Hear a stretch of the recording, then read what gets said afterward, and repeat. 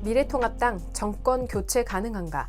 정권 탈환을 목표로 하는 미통당의 주요 공약들과 형제 정당이라 불리는 미래한국당이 생기기까지의 과정, 공천을 둘러싼 갈등과 주요 선거지 이슈, 여론조사 결과와 시민들의 반응을 알아본다. 당명까지 바꾸고 새로운 도전을 하는 미통당. 2월 17일 자유한국당은 당명을 미래통합당으로 변경합니다. 문재인 정부에 대적하기 위한 결정이었는데요. 자유한국당을 주축으로 유승민의 바른정당과 안철수의 국민의당 인사까지 합류해 미래를 통합하기 위해 보수색을 약화시키고 중도 세력을 받아들이기 위해 노력하는 중입니다. 더욱이 당색을 10년 만에 핑크색으로 바꾸는 등의 파격적인 행보를 보이고 있습니다. 내 삶을 디자인하다. 내 삶을 디자인하라는 슬로건을 내세우고 4대 분야 151개의 실천 과제를 담은 정책 공약집을 발표했습니다. 미래통합당 홈페이지를 들어가 보면 첫 페이지부터 핑크색의 젊고 산뜻한 느낌을 받을 수 있는데요. 바꿔야 산다. 이번에는 두 번째 칸입니다. 라는 재치 넘치는 문구가 눈에 띕니다. 확실히 디자인 측면에서는 더민주나 타당보다 센스 넘치는 점은 높이 살만합니다. 미통당의 주요 공약은 경제, 공정, 안전, 공동체의 4개의 키워드로 정리할 수 있습니다. 첫 번째, 경제 재설계 미래 제도약 부분은 경제 활성화와 규제 개혁, 국민 부담 경감, 금융제도 개선, 4차 산업혁명, 자영업자 소상공인 지원, 지역 균형 발전을 담고 있는데요. 그간 미통당은 법인세 인하를 꾸준히 주장했었죠. 현행 4단계의 법인세 누진 구조를 2단계로 축소하고 과표 구간별 세율을 2%에서 5% 인하해서 2억 원 이하는 8%, 2억 원 초과는 20%를 납부합니다. 인하에 따른 최저세율을 조정하고 100억 원 초과 구간은 현행을 유지한다고 합니다. 문재인 정부의 최저임금제도에 대해서 반대 입장을 고수했는데요. 현 제도는 과속 인상으로 인해 알바 쪼개기가 급증하고 일자리가 감소하며 영세 소상공인이나 중소기업이 어렵다는 입장입니다. 최저임금을 업종별, 규모별 구분 적용하고 기업 지불 능력과 물가 상승률을 최저임금 결정 기준에 포함해 합리적인 제도로 개편해야 된다는 주장입니다. 탄력근로제 등 근무 시간을 유연하게 조정하는 제도도 확대할 예정입니다. 현 정부의 급격한 근로시간 단축과 경직적인 근로시간으로 인해 많은 혼란과 어려움이 있었다는 주장인데요. 탄력적 근로시간제와 선택적 근로시간제, 한시적 특별 연장근로 요건 완화 등으로 다양한 유연근무제를 확대해 나갈 방침입니다. 두 번째, 공정재설계 희망 제도약 부분에서는 불공정 개혁, 공정교육을 중심으로 이야기를 하는데요.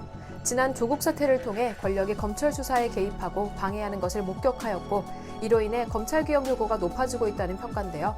공수처를 폐지해 검찰청 인사 및 예산을 독립하고 검찰총장 임기를 6년으로 연장한다는 계획입니다.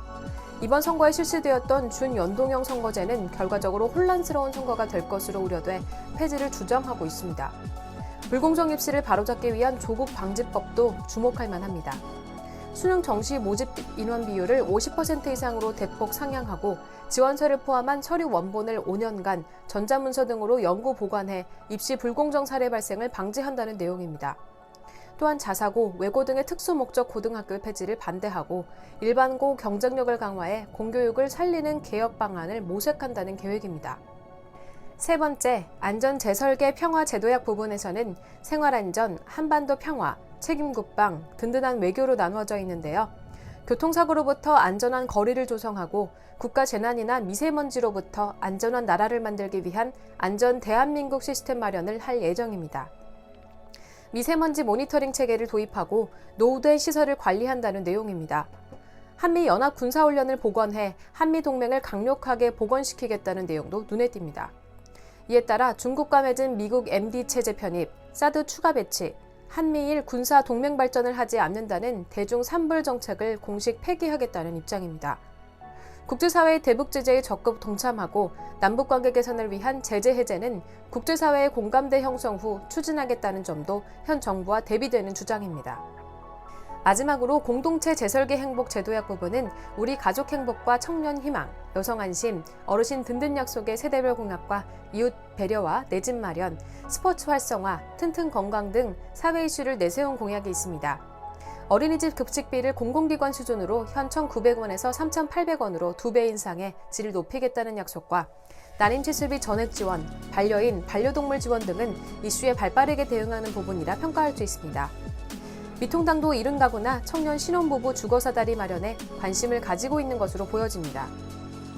현재 실효성 없는 정책들을 개선해 불합리한 청약제도를 개편하고 청년주택 관련 각종 서비스를 무상으로 제공하며 신혼부부를 위한 정책 대출 한도를 상향한다는 내용입니다.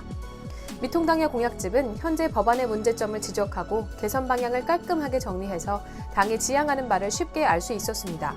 제1정당이 된다면 이 공약들을 지키는 모습을 꼭 보고 싶네요. 공천을 둘러싼 끊임없는 갈등. 야심차게 새로운 정당으로 나아가려는 미통당은 공천 과정에서 미래통합당 한성교 대표가 사퇴를 하는 등 한 차례 진통을 겪기도 했습니다. 미래통합당은 홈페이지 첫 화면에서 미래한국당은 우리의 형제 정당입니다 라고 밝히듯 당당히 위성정당의 존재를 드러내놓고 있는데요. 미래한국당의 공천관리위원회가 발표한 비례대표 후보 명단이 미래통합당과 의견이 달라 논란이 됐습니다. 미래통합당에서 영입한 인사들은 아예 후보에 올리지 않거나 당선권 막 후순위로 배정한 것입니다. 형이라고 할 수 있는 미래통합당에서 영입한 인사는 총 19명이었는데 이 중 당선권 순위를 받은 사람은 조태용 전 외교부 차관 1명이었습니다. 믿었던 아우정당의 배신에 미래통합당은 당황하기 시작했고 이에 대한 반대 의견을 강하게 표시했지만 한성교 대표는 최고위원회를 열어 공천 결과를 그대로 밀어붙이려고 합니다. 하지만 정족수 미달로 아우의 이탈은 외부와 내부의 공격을 받게 되었죠. 이에 한성구 대표는 부적격 인사를 교체하겠다고 합니다. 법적으로는 두 정당은 별개의 정당이기 때문에 미래통합당이 미래한국당의 공천 결과를 강제로 바꿀 수는 없습니다.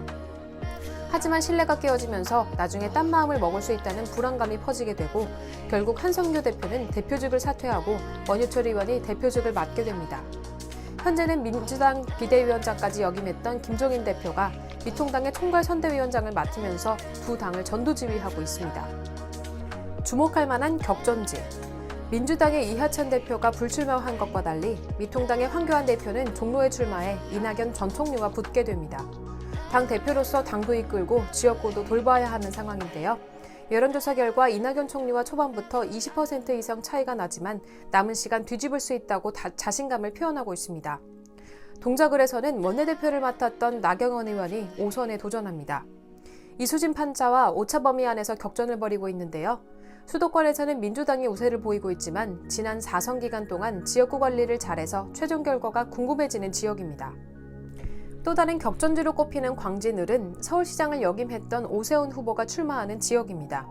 초선에 도전하는 고민정 후보와 맞대결을 하는데요. 초반에는 초박빙 양상에서 점차 고민정 후보 쪽으로 기우는 양상을 보이고 있습니다.